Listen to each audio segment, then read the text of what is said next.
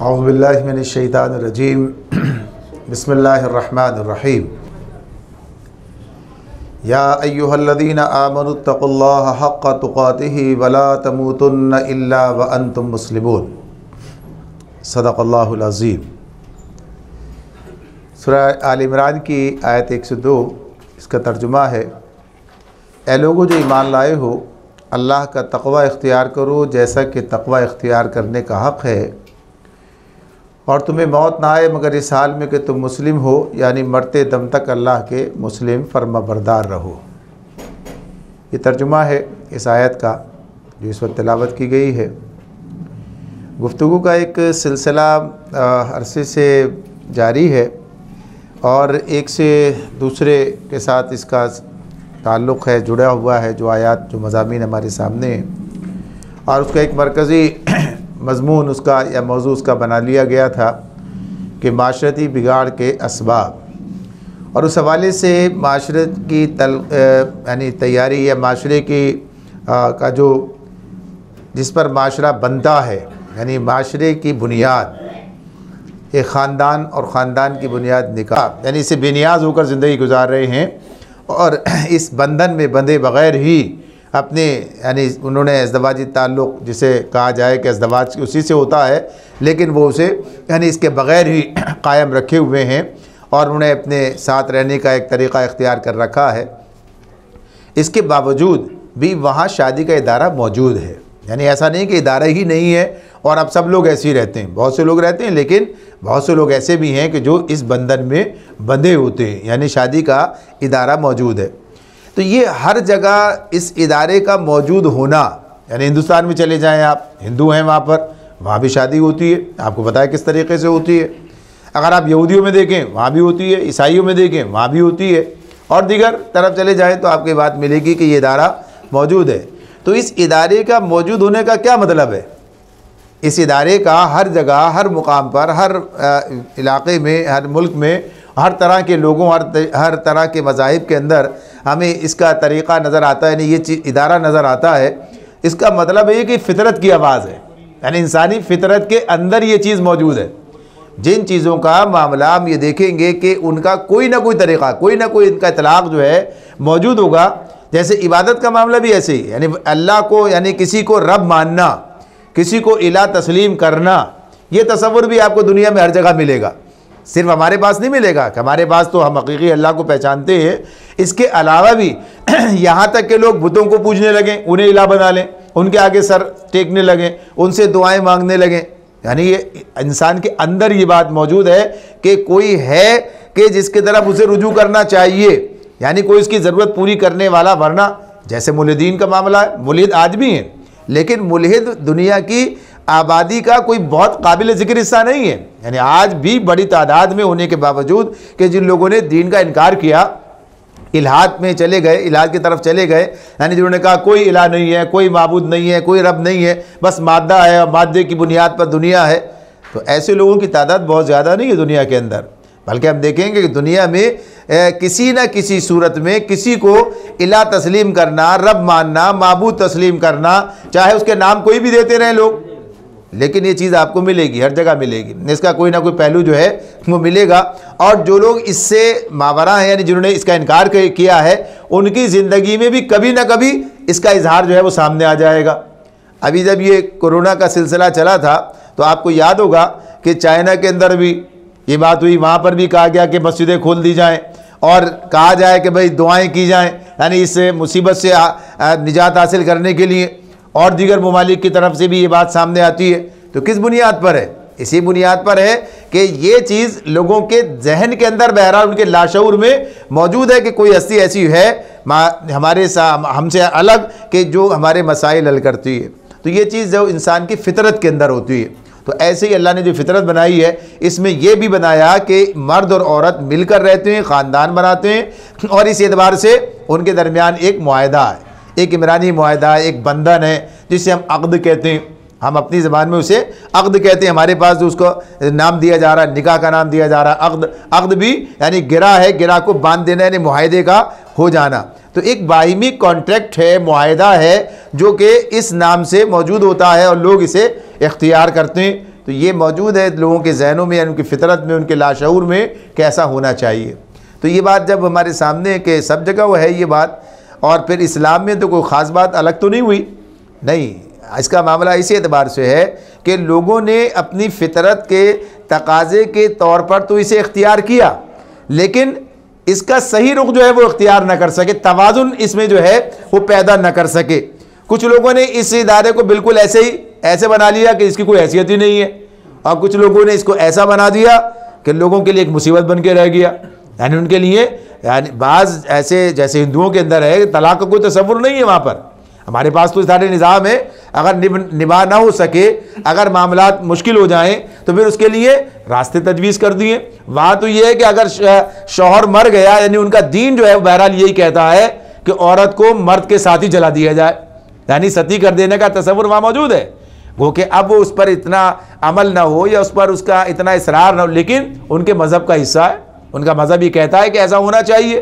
तो अगर इसीलिए कि उसके लिए अब कोई रास्ता नहीं है आगे, अब उसका एक दफ़ा मामला ख़त्म। हालांकि इस्लाम तो कहता है एक हो गया, दूसरा के बाद तीसरा, यानी मुस्तकिल उसके लिए रास्ता मौजूद है जब तक वो हयात खातून के लिए भी, कि वो निकाह के बाद अगर बेवा हो जाए तो फिर निकाह कर सकती है, तलाक हो जाए तो फिर निकाह कर सकती है, यानी उसके लिए निकाह के रास्ते खुले में, कोई मामला नहीं है। तो तवाज़ुन है, सही तरीक़ा है जो अल्लाह ताला ने हमें अता किया। तो इस हवाले से जब हम आगे बढ़ते हैं तो हमारे पास जो यानी निकाह का इदारा है, अल्लाह रब्बुल आलमीन ने इसका एक सिस्टम हमें दिया, इसका एक तरीक़ा हमें बता दिया कि ये काम कैसे किया जाएगा। तो इस तरीक़े में भी आपको दूसरे लोगों से एक इम्तियाज़ भी मिलेगा और इसकी एक खुसूसियात भी मिलेंगी। यानी इसके अंदर जो अल्लाह ताला ने बात रखी है, तो निकाह की जो शराइत हैं, निकाह की जो बुनियादें, जब निकाह का मामला शुरू होता है तो निकाह में सबसे पहली चीज़ क्या है, सबसे पहली शर्त जो अल्लाह ताला ने इसके अंदर हमारे सामने रखी है कि जो निकाह करने के लिए यानी इजाब व कबूल की बात है। इजाब व कबूल क्या है, यानी आज़ादाना राय, यानी हर एक आज़ाद है, मर्द भी आज़ाद है, औरत भी आज़ाद है, अपनी मर्जी से निकाह का इरादा करे, निकाह का इदारा वजूद में लाए। यानी दो मर्द औरत अपनी आज़ादाना मर्जी के साथ इस इदारे को कायम करते हैं। जोर ज़बरदस्ती जबर के साथ ये काम नहीं हो सकता। यानी निकाह जो है ज़बरदस्ती जबर के साथ जो है वो नहीं किया जा सकता। इसके लिए मर्जी ज़रूरी है, इजाज़त ज़रूरी है, उनकी अपनी मर्जी का मौजूद होना, चाहे वो मर्द हो चाहे औरत हो, दोनों के लिए, दोनों को अल्लाह ताला ने ये आज़ादी दे रखी है कि इनकी आज़ाद मर्जी से ये निकाह मुनक़िद हो सकता है। अगर इनमें से कोई एक भी इनकार कर दे, यानी मर्द तैयार है और ख़ातून तैयार नहीं है, निकाह नहीं होगा। हालांकि ये भी बात अपनी जगह पर है कि इस्लाम में वली को भी ये हक़ हासिल है कि वो अपनी यानी बेटी का निकाह, बेटी आमतौर पर बाप ही वली होता है या कोई और सरपरस्त भी वली हो सकता है, किसी वक्त में बाप मौजूद ना हो, कि वो उसका निकाह किसी के मर्द के साथ कर सकता है। लेकिन ये निकाह मुअल्लक़ है औरत की मर्ज़ी पर, यानी खातून की बच्ची लड़की की मर्ज़ी पर। अगर वो इसे तस्लीम कर ले तो निकाह मुनक़िद हो जाएगा, अगर वो इनकार कर दे तो निकाह फ़स्ख़ हो जाए, ख़त्म हो जाएगा। यानी उसकी मर्ज़ी के बग़ैर ये काम नहीं हो सकता। लेकिन हम देखते हैं कि आम तौर पर जो चीज़ राइज है वो क्या है कि उसकी मर्ज़ी जो है बराह रास्त हासिल की जाती है, बराह रास्त उसकी मर्ज़ी हासिल की जाती है। देखिए हमारे पास दो तरह के मामलात हैं हमारे, यानी जो आजकल का तमद्दुनी सिस्टम है, निज़ाम है, उसमें एक कानूनी तकाज़े एक शरई तकाज़े हैं। यानी कानूनी तकाज़े तो इस एतबार से हैं कि कानूनी तकाज़ों के तौर पर कुछ डॉक्यूमेंटेशन होनी है, उसका कुछ इंदराज होना है, ये सारी चीज़ें उसका हिस्सा हैं।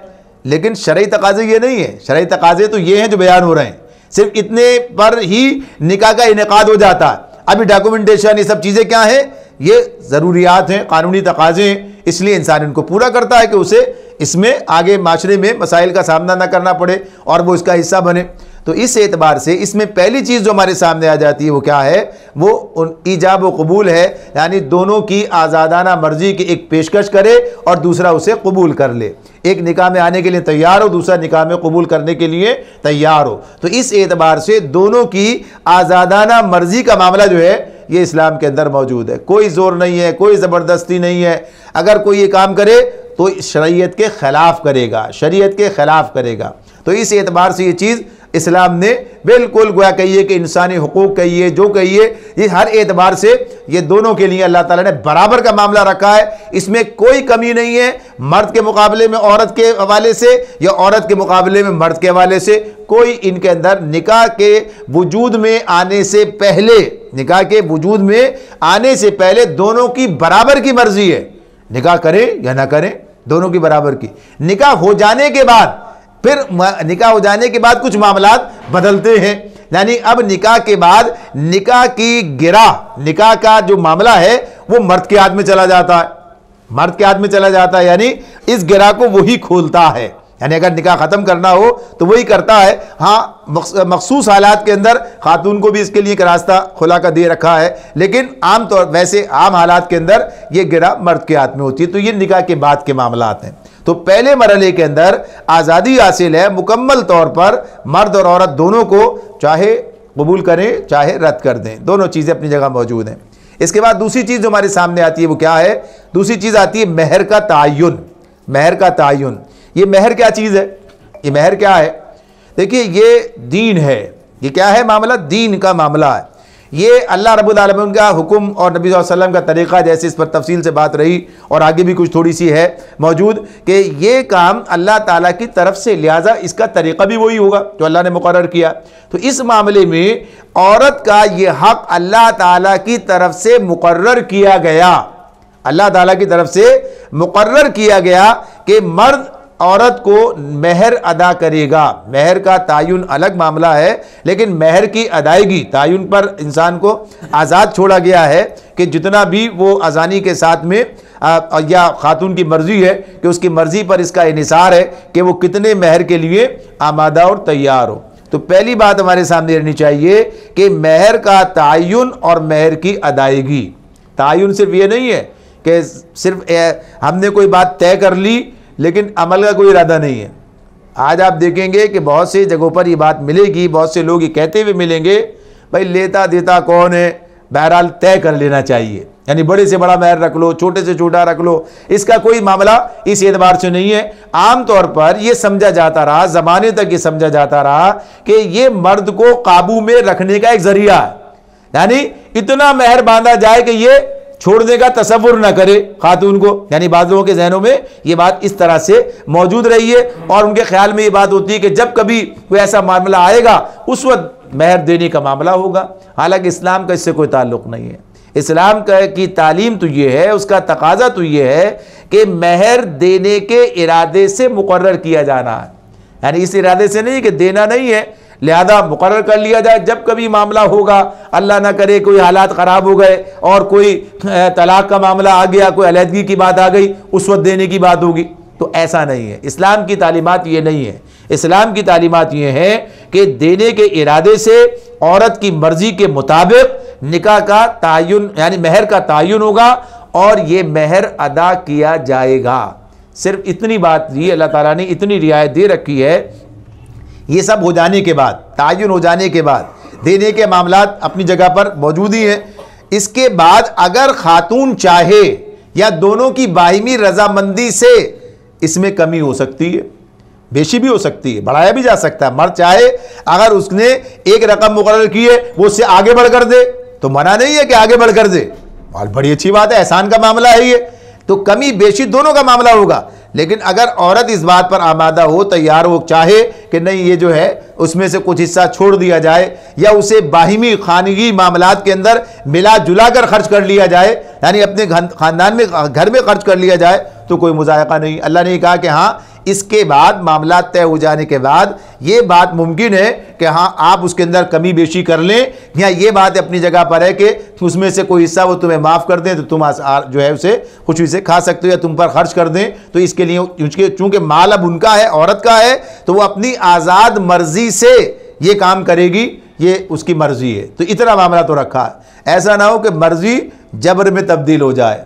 बाद औक़ात ऐसा होता है, बाज़ मामलात ऐसे होते हैं कि हमारे यहाँ रस्म और रिवाज ऐसे बन जाते हैं, हमारे यहाँ रस्म और रिवाज ऐसे बन जाते हैं कि उन रस्म और रिवाज के तहत किसी का तलब करना बड़ा मायूब समझा जाएगा। मैं यानी तलब कर लिया, जैसे बहन अगर हिस्सा तलब कर ले तो मामला क्या है, यानी मायूस समझा जाता है कि देखो साहब इतना सब कुछ किया, अब ये इतना हमसे मुतालबा किया जा रहा है। हालांकि शरीयत ने उसे ये हक दे रखा है विरासत के अंदर, विरासत में अगर वो अपना हिस्सा तलब कर ले तो इसमें कोई मुआय्यब बात तो नहीं, लेकिन माशरे ने इसको यहाँ तक पहुँचाया।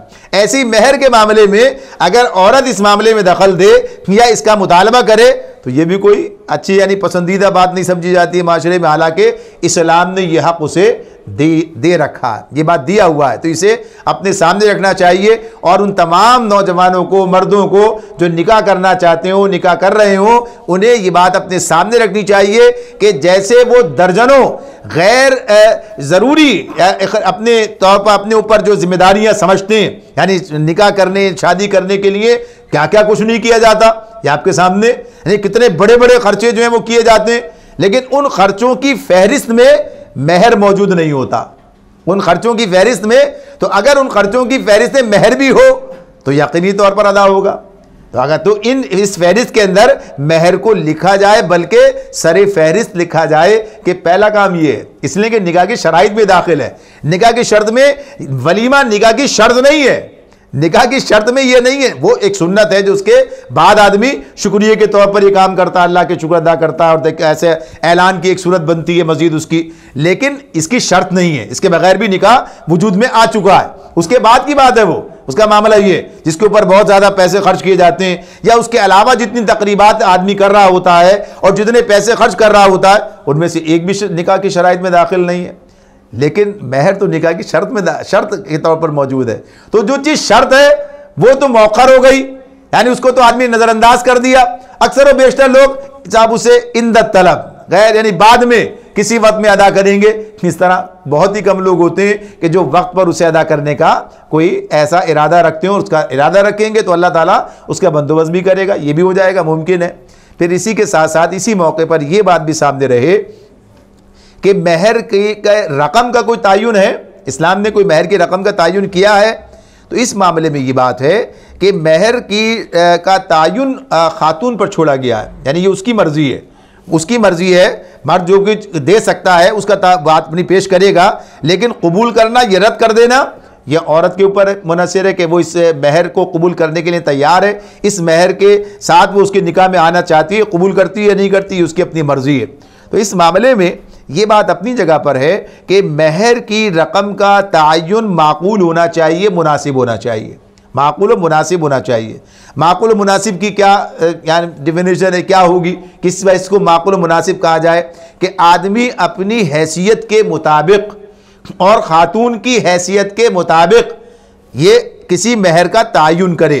अपनी हैसियत का मामला तो यही है कि अदा करना है, अदा करने की हैसियत ही नहीं है और इतना बड़ा महर बांध लिया जाए तो अदा नहीं किया जाएगा, जाहिर सी बात है।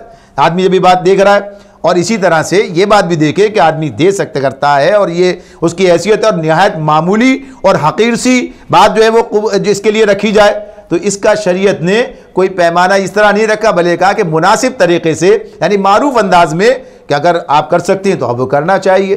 तो इसके लिए कोई कम से कम और ज़्यादा से ज़्यादा की मिक़दार मुक़र्रर नहीं की गई है। आपको याद होगा कि उमर रज़ी अल्लाह ताला अन्हु के हवाले से ये बात हमारे सामने आती है, महरी के हवाले से, कि एक मौके पर उन्होंने अपनी तकरीर में, अपने खुतबे में ये बात कही कि औरतों ने बड़े बड़े महर बांधने शुरू कर दिए। अब कैसे औरत यानी औरत की तरफ से तयन हो रहा है, बात हो रही है, उसने अपने महर की बात की है, इतना महर होना चाहिए साहब, यानी महर का मामला जो है इस एतबार से। एक खातून ऐसी भी थी कि जब उनसे एक मुशरिक शख्स जो उन्होंने निकाह का पैगाम दिया तो कहा कि तुम मुशरिक और मैं मुसलमान, मेरे लिए निकाह महर जो है मैं तुम्हारे इस्लाम को महर के तौर पर कबूल करती हूँ, अगर तुम तैयार हो। तो महर का तयन कौन कर रहा है, खातून कर रही है कि अगर तुम इस्लाम कबूल कर लो। उन्होंने इस्लाम कबूल कर लिया और इस एतबार से गोया कहिए कि उन्होंने रिश्ते अज़दवाजें बंधे। तो गर्ज ये कि तयन खातून की तरफ से। तो उस मौके पर उमर रज़ी अल्लाह ताला ने ये बात कही कि औरतें बड़े बड़े महर बांधने लगी हैं। औरतें, अरे माशरा आगे जा रहा था और मेयार ज़िंदगी बुलंद हो रहा था, लोगों के पास फरामानी माल की हो गई थी, तो इस एतबार से ये बात आई। तो उन्होंने कहा कि इससे माशरती मसाइल पैदा हो सकते हैं, ये बात उन्होंने समझी। तो उन्होंने कहा कि लिहाजा मैं ये समझता हूँ और मुझे ये मालूम है कि नबी अकरम सल्लल्लाहु अलैहि वसल्लम ने अपने और अपनी बेटियों के निकाह जो महर जो है 12 औक़िया चांदी से ज्यादा नहीं बांधे, 12 औक़िया चांदी से। लिहाजा क्यों ना ये पाबंदी आयद कर दी जाए, क्यों ना ये पाबंदी आयद कर दी जाए कि इससे ज्यादा महर नहीं बांधा जाएगा, इससे ज्यादा महर मुकर्रर नहीं किया जाएगा। तो उसी मौके पर ये बात जो है उनके सामने रखी गई और कहा जाता है कि खातून की तरफ से ये बात उस पर कही गई कि ए उमर, कि जिस चीज को अल्लाह ताला ने आजाद कर दिया, यानी अल्लाह ने इसके पर कोई तहदीद नहीं लगाई, बल्कि क्या कहा कि अगर तुमने उन्हें ढेरों माल, किंतार का लफ्ज इस्तेमाल हुआ कुरान मजीद में सूरह निसा में, कि अगर तुमने ढेरों माल भी दिया हो तो वापस नहीं ले सकते। यानी जब ये अगर तुम उन्हें छोड़ रहे हो तो इस एतबार से जब ये अल्लाह ताला की तरफ से बात इतनी कही गई तो आपको ये काम नहीं जेब देता कि आप उसकी जो है मिकदार मुकर्रर करें। और उमर रज़ियल्लाहु ताला ने अपनी बात वापस ले ली। उन्होंने कहा ठीक, ये बात बिल्कुल दुरुस्त बताई गई, ये बात बिल्कुल दुरुस्त कही गई। तो ये बात इसमें हमारे सामने आई। तो इसी में एक बात ये भी सामने आ गई कि नबी अकरम सल्लल्लाहु अलैहि वसल्लम के निकाह या आपकी बेटियों के निकाह के अंदर महर की ज़्यादा से ज़्यादा मिकदार कितनी थी, ये बात सामने आ गई, यानी बात सामने आ गई। और इसी तरह हज़रत आयशा रज़ियल्लाहु ताला अन्हा का एक कौल भी इस हवाले से हमारे सामने आता है कि जब उनसे पूछा गया कि नबी अकरम सल्लल्लाहु अलैहि वसल्लम जो हैं वो महर कितना बांधते थे, यानी कितना महर बांधा गया है, तो उन्होंने बताया 12 औक़िया और नश, यानी 12.5 औक़िया। नश है आधा, 12.5 औक़िया ये चांदी जो है ये आपने अपने महर में, यानी या इससे कम की बात, ज़्यादा की इतनी बात बताई गई कि इतना, वरना इससे कम भी है। तो 12 औक़िया चांदी और 12.5 औक़िया चांदी की बात आई। 12.5 औक़िया चांदी का मतलब ये होता है, यानी एक में उसके अंदर 40 दरम होते हैं और फिर उसके बाद दिनार, इस सारा हिसाब है। तो समझ लीजिए कि 7 तोले और तकरीबन 3.5 माशे सोने की मालियत बनती है। ये आज के हिसाब में जाएंगे तो क्या बनेगी, यानी इतनी बड़ी मालियत की बात भी सामने आती है। बाज़ लोग कहते हैं हमने सुन ये बात हुई, अब तो खैर कम हो गया मामला ये, वरना एक ज़माने में बहुत ज़्यादा था कि महर क्या, शरय मोहम्मदी, पता नहीं कहाँ से ये लफ्ज़ आया था, शरय मोहम्मदी। तो शरय मोहम्मदी में कोई तायुन नहीं है, नबी अकरम सल्लल्लाहु अलैहि वसल्लम की शरीयत में इसका तायुन नहीं है। अगर इससे ये समझा जा सकता है, यानी बात सोची जा सकती है कि लोगों ने ये समझा, जैसे ये हिसाब तो मौजूद है ना, ये हिसाब भी इसमें आपकी किताबों के अंदर, सीरत की किताबों में आपको मिलेगा ये मामला कि इस तरह नबी सल्लल्लाहु अलैहि वसल्लम ने रखा है। तो ये बात मुमकिन है कि उस वक्त में जब ये बात किसी ने की हो, यानी उसको क्या कहा जाता था, शरय मोहम्मद क्या 32 रुपए, यानी 32.5 रुपए, 32 रुपये आड़ा नहीं उस जमाने में ये कहा जाता था। हालांकि इसका शरीयत से वैसे ताल्लुक नहीं, लेकिन ये बात हो सकती है कि आज से 100 साल पहले, 150 साल पहले शायद 7.5 तोले सोने की कीमत यही हो। तो लोगों ने ये नहीं समझा कि 32 रुपए वहीं रहे। तो इसका जो मयार मुकर्रर किया गया है वो इस चीज से किया गया। इस्लाम ने किस चीज से किया है, सोने से, चांदी से, अजनास से, पैसों से नहीं किया है। पैसे तो बदलते रहते हैं, यानी जैसे आज के हालात में, तो आप देखिए सदका फितर किस पर है, जिन्स पर है ना, पैसों पर नहीं। हर साल बदल जाता है, आटे की कीमत बढ़ती जाती है, फिर सदका फितर भी बढ़ता चला जाता है। अगर ज़कात का यानी निसाब, जो ज़कात का निसाब है, साहिब निसाब होने के लिए जो चीज़ उसके लिए रखी गई वो क्या है, वो सोने चांदी की मिकदार रखी गई, यानी इसकी मुनासबत से पैसों का मामला नहीं है। तो पैसों की कोई बात नहीं कि 32 रुपए चलेंगे ये, और उस वक्त ही 32 थे और आज ही 32 रहेंगे, नहीं, उसके मुनासबत ये आएगी। तो इस एतबार से ये बात तो कही जा सकती है कि हम ये देखें कि हमने ये समझा, लेकिन इसका ताल्लुक ज़ाहिर आज के ज़माने में देखें तो बहुत बड़ी रकम का मामला है, जिसके आम आदमी इसका मुकल्लफ नहीं हो सकता है। लिहाजा अपनी आज़ाद मर्जी से जो आसानी के साथ में काम किया जा सकता हो वो करना चाहिए माकूल तरीके से। लेकिन इसमें क्या चीज़ होनी चाहिए, देने की नीयत होनी चाहिए और देने की कोशिश होनी चाहिए, बल्कि इसको इखराजात की फहरिस्त में शामिल करके इसको उसमें पहले नंबर पर रखा जाए तो यकीनन इसकी अदायगी निहायत आसानी के साथ मुमकिन है, ये काम हो सकता है। तो ये बात हमारे सामने महर की आ गई है। और दूसरी बात ये भी महर के हवाले से रहनी चाहिए कि महर बाप का जो है उसका हिस्सा नहीं है, यानी बाप की मिल्कियत नहीं है। बाज़ जगह ये भी है, यानी घर में, यानी बाज़ जगह पर ये पहले से तायुन करना, पैसे लेने का मामला जो है इसी नाम पर लिए जा रहे हैं, महर के नाम पर बाप पहले से ले लेता है। बाज़ जगहों पर यह चीज़ मौजूद है, पाई जाती है, और समझा जाता है कि ये तो साबिस एतबार से तो ऐसी कोई चीज़ नहीं, ये खातून की मिल्कियत है, जिसका निकाह हो रहा है सिर्फ उसकी ज़ाती मिल्कियत है, इस मिल्कियत में कोई भी शरीक नहीं है। ये अलग बात कि वो जिसे चाहे शरीक कर ले, जैसे मेरा माल है जिसे चाहूँ दूँ और जहाँ चाहूँ खर्च करूँ, तो ये मामला अपनी जगह अलग है, लेकिन मिल्कियत उसकी है, मिल्कियत किसी और की इसके अंदर दाखिल नहीं है। तो ये महर का मामला है। इसके बाद तीसरी शर्त जो हमारे सामने आती है और जिसे आखिरी शर्त के तौर पर कहा जा सकता है, वो है ऐलान।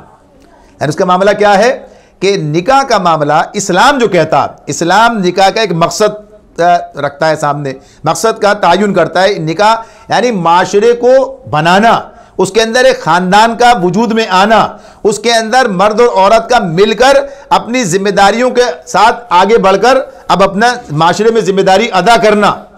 तो इस एतबार से इस बात को इसका पाबंद किया गया कि निकाह के लिए उसका ऐलान शर्त है, निकाह के लिए ऐलान शर्त है। अगर कोई शख्स खामोशी के साथ खुफिया तरीके से निकाह करना चाहे तो ये शराइत निकाह की पूरी नहीं होती हैं। उसके लिए ज़रूरी है कि उसका ऐलान हो। ऐलान का मतलब यह कि उसके गवाह हों। आम हालात के अंदर छुप के और खामोशी से और पता ना चले और इस तरह से कोई ज़िंदगी गुजारी जाए, इसकी कोई गुंजाइश इस्लाम नहीं देता। इसकी वजूहात है अपनी जगह कि जाहिर सी बात है कि जब माशरे के अंदर एक ख़ानदान आता है और जैसे बुराइयों को रोकना ये भी इस्लाम का एक मकसद है और वो कहता है कि माशरे को बिगाड़ से बचाया जाए, तो अगर ये खुफिया रखने का यानी हक़ दे दिया जाए तो गलत ताल्लुकात भी खुफिया तौर पर ही हुआ करते हैं। तो इसमें फ़र्क वाक़ई होगा कि एक गलत नाजायज़ ताल्लुक़ और एक जायज़ ताल्लुक़। जायज़ ताल्लुक़ अलल ऐलान है, नाजायज़ ताल्लुक़ को खुफिया रखा गया है।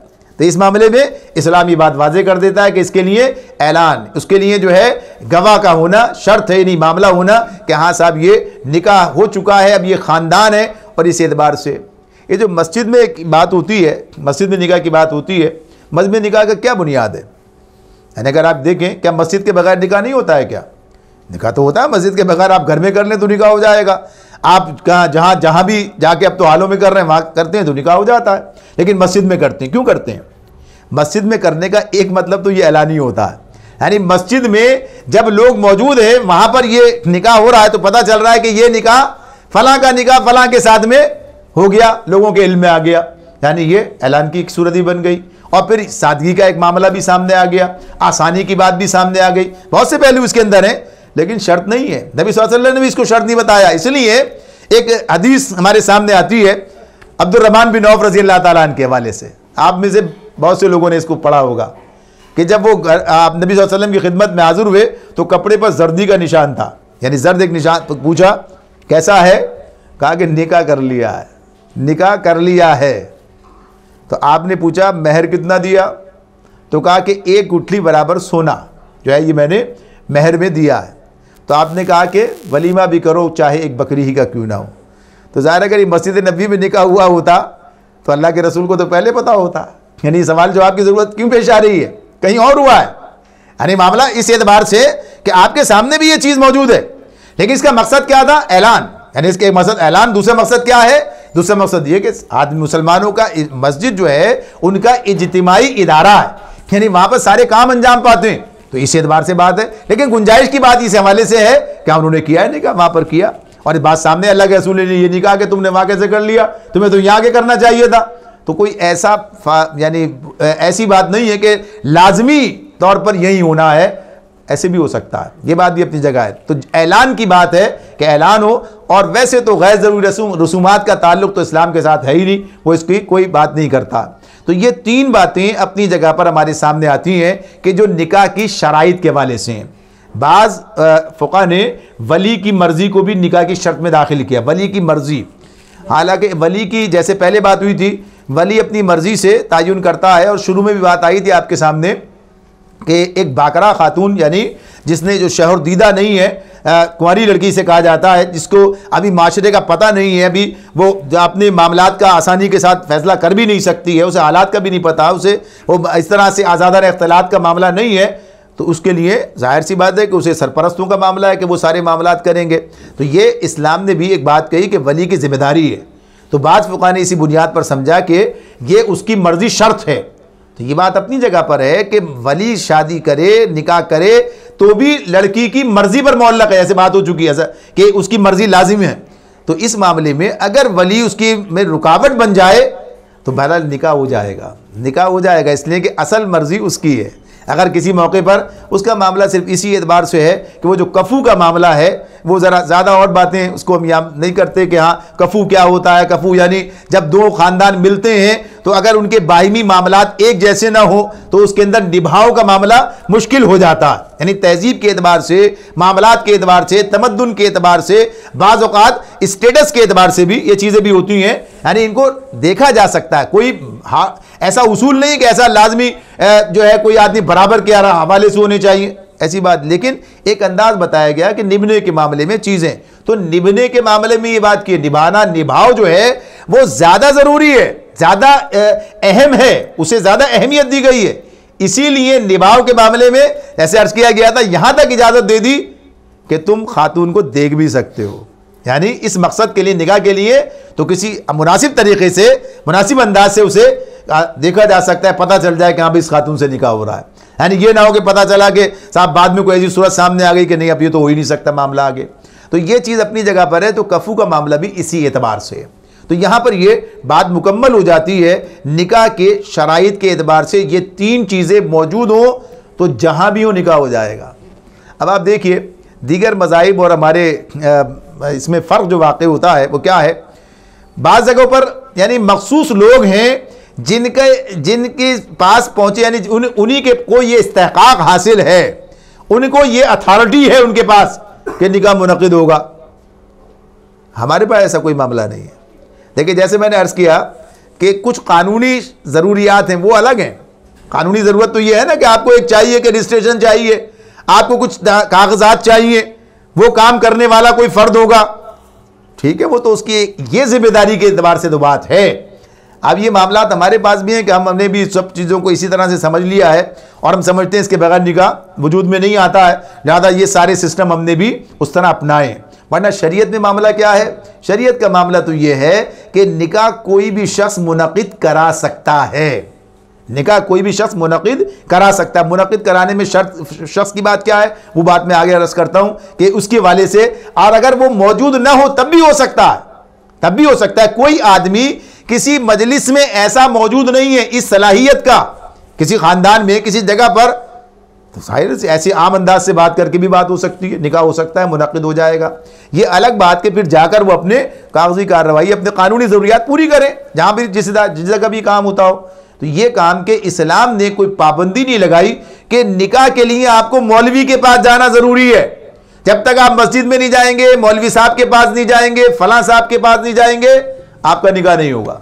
ऐसी कोई शर्त इस्लाम में नहीं है। वहाँ गिरजा में जाकर पादरी के पास नहीं जाएंगे तो निकाह नहीं होगा, यानी उसका मामला उसके पास है, ये इख्तियार उसके पास है। वहाँ पर भी हिंदुओं के अंदर भी बहुत सारी पाबंदियाँ मौजूद हैं। हमारे यहाँ भी कुछ लोगों ने पाबंदी लगाई है कि मुज्तहिद और फलां और ये वो ईजाब कबूल करा रहे होते हैं, लेकिन इस्लाम ने पाबंदी नहीं लगाई है। इस्लाम कहता है आज़ादाना मर्जी से काम हो सकता है, और उसके अंदर कोई शख्स भी इसमें वो यानी उसके कोई क्वालिफिकेशन इसकी जिसे कहा जाए भाई इस क्वालिफिकेशन का आदमी होना चाहिए जो निकाह पढ़ाएगा, तो ऐसी कोई क्वालिफिकेशन का मामला भी नहीं है। ऐसी कोई बात जो है मौजूद नहीं है कि उसके लिए कोई तायुन किया जाए भाई ये है। अलबत्ता जहां जरूरत पड़ती है, जो बात आती है वो आगे की बात है। आगे की बात यह है कि निकाह के मौके पर आप देखते हैं कि एक और चीज सामने आती है, और वो क्या है? निकाह का खुतबा है। वो क्या चीज है? निकाह का खुतबा है। अब निकाह का खुतबा नहीं बल्कि खुतबा है, हम कहते हैं उसे निकाह के मौके पे है तो निकाह का खुतबा कहते हैं। वरना खुतबा है, चाहे वो जुमे के दिन दिया जाए, चाहे वो खुतबा एक खिताब है, एक तकरीर है, एक गुफ्तगू है जो किसी मौके पर की जा रही होती है। खुतबे से मुराद ये है और कोई चीज़ नहीं है, और इसके लिए भी कोई ऐसा उसूल मुकर्रर नहीं है कि खुतबे के अंदर फलां फलां फलां फलां चीज़ें होनी चाहिए, इसके बगैर खुतबा नहीं होगा। खुतबे की शराइत में जैसे आम लोगों के लिए बात है, ये ज़रा सहूलत के एतबार से है कि आपको पता चले अल्लाह की हम्दो सना बयान करना, नबी अकरम सल्लल्लाहु अलैहि वसल्लम पर दुरूद भेजना, दुआ करना, यानी ये अगर चाहें तो उसके अंदर, वरना ये दो चीज़ें और कोई नेकी की बात, कोई तलकीन, कोई चीज़ जो है ये मिलकर खुतबा बन जाता है, यानी कोई चीज़ के अंदर अलग से नहीं है। अब ये अलग बात कि हमारे सामने नबी अकरम सल्लल्लाहु अलैहि वसल्लम का अमल है, आपने कैसे किया, यानी ये चीज़ अपनी जगह मौजूद है कि मुझसे करीब तर उधर जाएंगे। लेकिन जहां तक इसका ताल्लुक है खुतबा क्या होगा, चाहे जुमे के दिन भी आप देखते हैं बाज़ जगह इंतहाई मुख्तसर खुतबा, बाज़ जगह तवील खुतबा, तो इसीलिए वो लोगों की अपनी सवाबदीद पर है, इसलिए इस तरह कर रहे हैं। छोटा बड़ा ये सारा कोई कुछ कोई हर मरतबा एक ही दोहराता है, कोई हर मरतबा तब्दील कर देता है, वक्त और हालात के एतबार से बयान करता है। तो गर्ज ये कि ये इसलिए कि उसके अंदर कोई ऐसा उसूल नहीं है कि बस ये लाजमी होना चाहिए। तो निकाह के मौके पर खुतबा होता है। तो खुतबा क्या है, ये खुतबा ये सुन्नत है, नबी करम सल्लल्लाहु अलैहि वसल्लम का तरीक़ा है कि जब निकाह का मौका हुआ तो आपने इस मौके को इस्तेमाल किया। इस मौके को इस्तेमाल किया किस मकसद के लिए, कुछ बातें बताने के लिए, कुछ चीज़ें उस मौके के हवाले से, उस तनाजुर में। अच्छा, एक बात और ज़रा सी सामने रहे इस हवाले से, हमारे पास एक मिजाज ये बना, कोई भी काम शुरू करें, यानी एक अच्छी बात है, बुरी बात नहीं है ये भाई। पहले तो होता था कुरान खानी कराई जाए, और कुछ नहीं तो तिलावत से साथ शुरू किया जाए। पहले तिलावत होनी चाहिए, बाद में फिर जो है काम शुरू होना चाहिए। ये हमने जो तरीक़ा इख्तियार किया है, ये तरीक़ा इस एतबार से, ये बात अपनी जगह कि हर काम के आगाज़ में अल्लाह की हम्दो सना होनी चाहिए, हरी बात होनी चाहिए। अल्लाह की हम्दो सना का मामला इस एतबार से है कि अल्लाह की हम्दो सना हो और आदमी अल्लाह के साथ अपने ताल्लुक़ को जोड़े, नबी करम सल्लल्लाहु अलैहि वसल्लम के साथ अपने ताल्लुक़ का इजहार करे, लेकिन ये बेमानी ना हो। जैसे हम कहते हैं ना भाई तिलावत कर लीजिए, तिलावत, अब तिलावत करने के लिए कोई साहब उठे, किसी ने वलसर पढ़ दी, किसी ने सूरह बकरा शुरू कर दी, उसकी मर्जी है। यानी किसी भी मौके पर तवील या मुख्तसर वो करके उन्होंने कहा अच्छा भाई बात ज़ौक़ार तो ये हुआ, मुख्तसर सी करके अच्छा भाई ठीक है काम हो गया ख़त्म। तो ये कोई प्रोटोकॉल नहीं है कि इसको रखा जाए भाई इसके बगैर, वरना तो आप बिस्मिल्लाह रहमान रहीम कह के शुरू कीजिए, बात ख़त्म हो गई। भाई कुरान मजीद पढ़ते हैं, आऊज़ु बिल्लाहि मिनश शैतानिर रजीम, बिस्मिल्लाह रहमान रहीम, दोनों कुरान मजीद का हिस्सा भी है, वैसे भी है। बिस्मिल्लाह रहमान रहीम कुरान मजीद की आयत भी है और बिस्मिल्लाह करके काम शुरू करने की बात भी है। तो चीज़ों को रस्म बना लिया गया, क्या हो गया, रस्म बन गई है। तो नबी करम सल्लल्लाहु अलैहि वसल्लम जब ये काम करते थे तो आपका मामला ये नहीं था कि रस्मन कुछ तिलावत कर ली जाए, ये मकसद नहीं था। आप जब भी बात करते मौका महल के तनाजुर में बात करते। अगर आप जनाजे में चले गए हैं और उस मौके पर आपने कोई बात की है तो उस तनाजुर में बात की है, यानी उस तनाजुर में बात की है, आपने मौत की याद दिलाई है उस मौके पर, आपने आखिरत की बात की है उस मौके पर, इस मौके की मुनासबत से बात होती है। तो इसी तरह से अगर आप जिहाद पर गए तो वहां उस मुनासबत से बात हो रही है, यानी हर काम हर एक का एक मौका है। तो आपने निकाह के मौके पर जब वो बात की है तो वो निकाह के तनाजुर में, वो निकाह के तनाजुर में। तो ऐसा नहीं है कि बस कुछ चीजें हैं जो जमा करके आपने बस बता दिया भाई ऐसा कर लिया जाना चाहिए। तो जब आपने इस मौके पर जो बात लोगों के सामने रखी है तो जाहिर सी बात है वो निकाह के तनाजुर में, तो निकाह के साथ उसका कोई ताल्लुक है, निकाह के साथ उसका कोई ताल्लुक है। तो इस ताल्लुक को सामने रखना निहायत ज़रूरी है, इस ताल्लुक को सामने रखना निहायत ज़रूरी है। अगर ये ताल्लुक सामने न रखा जाए तो बात अधूरी रह जाती। इस एतबार से खुतबा निकाह की शर्त नहीं है, निकाह इसके बगैर भी मुनक़िद होता है। लेकिन अगर ये कहा जाए कि ये निकाह की रूह है, अगर ये कहा जाए कि ये निकाह की रूह है तो ये कोई बात गलत नहीं होगी। इसलिए कि जो तालीम इसमें दी गई है, यानी जैसे पहले अर्ज किया गया कि निकाह एक मकसद है, इस्लाम एक मकसद देता है, निकाह अल्लाह ताला एक मकसद देता है कि इस मकसद के तहत ये इदारा बनेगा, इस मकसद के तहत एक माशरा कायम होगा, उस माशरे से ये तवक्कुआत हैं, वो एक नस्ल तैयार करेगा, वो अपनी एक जिम्मेदारी पूरी करेगा, वो एक उम्मत की तश्कील देगा। भाई यहीं से शुरू होगा सारा मामला। ये औलाद जो है जिसको पालेंगे और जिस सारा मामला आगे चलेगा, तो अगर ये घर की बुनियादी जो है इसके अंदर जो है वहां पर जो हिदायत हैं वो सामने न रखी गई तो मसाइल पैदा हो जाएंगे, मसाइल पैदा हो रहे हैं, यानी मसाइल पैदा हो जाएंगे, मसाइल पैदा हो रहे हैं, मसाइल इस एतबार से। तो ये बात हमें, अब आप देखिए बाज़ औक़ात तो लोग सुनने के लिए तैयार नहीं होते इस मौके पर। आमतौर पर तो अब तो एक और तरीक़ा भी निकल आया, भाई निकाह कहीं कर लो, पहले ही घर में बुलाए कर लो, फला जगह कर लो, तकरीब में कोई ऐसी चीज़ नज़र ना आए कि ये मुसलमानों की तकरीब है। ये अगर वैसे तो तकरीब का कोई तस्वुर ही नहीं है। तकरीब का यानी इसमें सिर्फ एक तकरीब है, वो क्या है, वलीमा। एक तकरीब यानी निकाह के शादी के मौके पर एक तकरीब है, इसका ताल्लुक इस्लाम के साथ है, इस्लामी तहजीब और तमद्दुन के साथ है, और वो क्या है? वो वलीमा है। बाकी किसी तकरीब का कोई ताल्लुक नहीं, कोई तकरीब नहीं है, यानी इस्लाम में कोई तकरीब इसके अलावा मौजूद नहीं है। लेकिन हम कर रहे हैं, हम करते हैं, हमारा रस्म व रिवाज है, अच्छा ठीक है, हराम भी नहीं है, ये बात याद रहे, हराम भी नहीं है कि आदमी कहे आपने तो ये तकरीब कर ली, तो ये तो आपने कहा था कि सिर्फ एक तकरीब है, आपने ये एक तकरीब और करी है, यानी ये काम जो आपने किया, ये यानी आपने निकाह की भी तकरीब कर ली, या आपने जो इस तरह से ये एक रुखसती की जो मौका उस वक्त कर ली है, अभी काम तो गलत हो गया। ऐसा नहीं कि हराम नहीं है। तो बात क्या, अब एक कुछ चीजें हमारे तमद्दुन में दाखिल हो गई, कुछ चीजें हमारे रस्म व रिवाज का हिस्सा बन गई, हालांकि हमें अपने रस्म व रिवाज, अपनी तहजीब और तमद्दुन इस्लाम के मुताबिक बनानी चाहिए।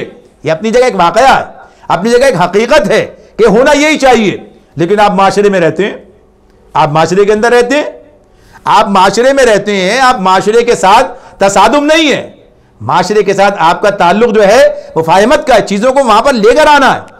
अगर हो भी नहीं है तो कोई ऐसी ना हो कि जो इस्लाम के साथ मजाक बन जाए, यानी वो ऐसी हो जाए कि बस उनका होना गोया कहिए कि अपने लिए एक जिल्लत की अलामत बन जाए, यानी जो चीज इस्लाम के मनाफी बल्कि तहजीब के भी मनाफी हो जाए।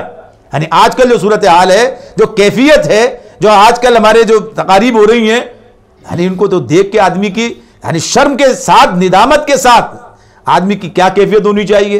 लेकिन हम देख रहे होते हैं कि सारे लोग उसके अंदर, यानी आहिस्ता आहिस्ता वो चीज़ हमारे अंदर से निकलती चली जा रही है, निकलती चली जा रही है। तो अगर उसी तकरीब में अगर निकाह हुआ है, फ़र्ज़ कीजिए, तो अभी निकाह हुआ है, अभी तकवा की बात हुई है, अभी उसकी धज्जियाँ बगेरी जाती हैं 10 मिनट के बाद, फ़ौरन सब काम होता है। वजह क्या होती है? पता ही नहीं होता क्या कहा है, पहली बात। हालांकि ये बात भी है कि हम तो बता रहे होते हैं, तब भी लोग वही कुछ कर रहे होते हैं जो उन्हें करना है, तब भी वही कर रहे होते हैं। लेकिन ये बात कि बहरहाल इस मौके पर जो हिदायत दी है नबी अकरम सल्लल्लाहु अलैहि वसल्लम ने, वो हमारे सामने रहनी चाहिए, वो हमारे सामने रहनी चाहिए। लिहाजा इसकी बात यह है, जिन्हें करनी है उनकी बात भी, जिनकी हो चुकी है उनकी बात भी। यानी ये मामला ऐसा नहीं है कि मैं अब तो कोई बात तो ख़त्म हो गई, हम तो फारिग हो चुके, नहीं, आज भी ये बात अपनी जगह मौजूद है कि आप अपनी ज़िंदगी को इन्हीं बुनियादों पर इस्तवार कर लें जो खुतबा निकाह में आ रही हैं, तो यकीन कीजिए कि एक खुशगवार अज़दवाजी ज़िंदगी आपके हिस्से में आएगी। एक बेहतरीन घर जो है वो तामीर होगा, जिसके अंदर एक बेहतरीन औलाद जो है वो परवरिश पाएगी, जिसके अंदर एक बेहतरीन नस्ल जो है वो सामने आएगी। अगर उन चीज़ों को मद्देनज़र रखा जाए, उन पर अमल पैरा हुआ जाए, तो इंशाअल्लाह अगली मरतबा खुतबा निकाह को सामने रखेंगे कि खुतबा निकाह के हवाले से क्या हिदायत हैं जो इस मौके पर हमारे सामने रखी गई, और इनका निकाह के साथ क्या ताल्लुक, अज़दवाजी ज़िंदगी से क्या ताल्लुक है। वैसे तो हम पढ़ते हैं कुरान मजीद में आयत, कुरान मजीद की आयत हैं, कहीं और से नहीं आई है। नबी सल्लल्लाहु अलैहि वसल्लम की के इरशाद का तो सिर्फ एक छोटा सा हिस्सा, यानी पूरी हदीस में नहीं है, उसका एक टुकड़ा इसमें से जो लिया गया निकाह के जो खुतबे में जो आप सुन रहे होते हैं, बाकी कुरान मजीद की आयत हैं जो हम पढ़ते रहते हैं, सुनते रहते हैं। लेकिन जब हम उन्हें देखें कि ये हमारी अज़दवाजी ज़िंदगी से क्या ताल्लुक़ रखती हैं, तो फिर हमें पता चलेगा मामलात कैसे होते हैं। अल्लाह रब्बुल आलमीन हमें समझने और अमल करने की तौफ़ीक़ अता फ़रमाए। व आख़िरु दावाना अनिल हम्दुलिल्लाहि रब्बिल आलमीन।